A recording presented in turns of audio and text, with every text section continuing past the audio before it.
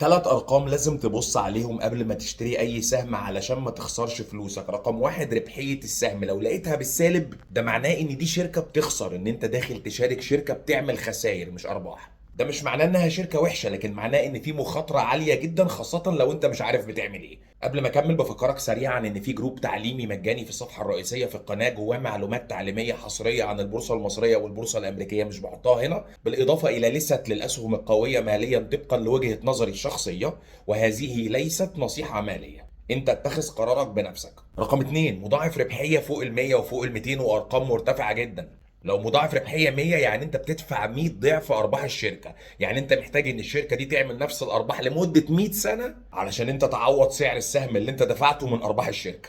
رقم ثلاثة، ودي أخطر علامة بقى، وأغلبية أسهم المضاربة هتلاقي فيها الموضوع ده: قيمة سوقية متناهية الصغر. مش معنى كده إن دي شركة وحشة، لكن معناها إن دي شركة فيها مخاطرة مرتفعة جدا لو أنت مش عارف بتعمل إيه. ولو أغلب محفظتك أسهم كلها مخاطرتها مرتفعة بالشكل ده، أنت بتعرض نفسك للخطر الشديد.